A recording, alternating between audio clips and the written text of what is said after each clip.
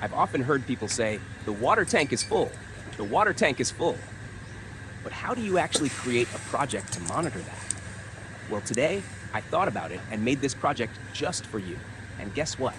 You can follow this tutorial to build the entire project yourself. Plus, you can even modify it to suit your own needs.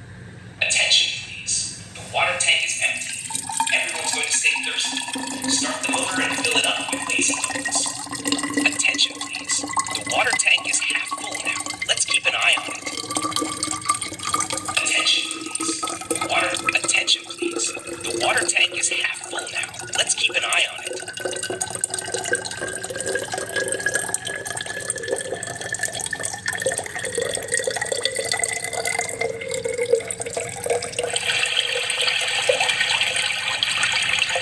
Attention, please. The water tank. Attention, please. The water tank is now completely full. Kindly turn off the motor to avoid overflow.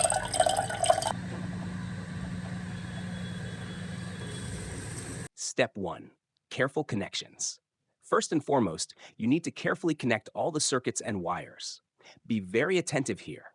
You can see that I'm using a display, and alongside that, I've added a mini audio player. This mini player will play audio files stored on a memory card. Step 2. Prepare the audio files. Now, about the card. It's a 32 gigabyte memory card that needs to be formatted in FAT32 format. Once formatted, load all your audio files onto it. In my project, I'm using 3 audio files, but you can add 4 or even more, depending on what works for you.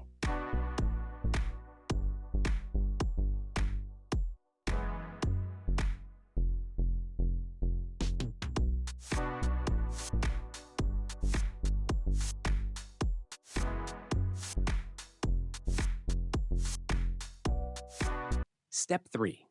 Circuit and coding. After completing all the circuit connections, you'll need to carefully upload the code.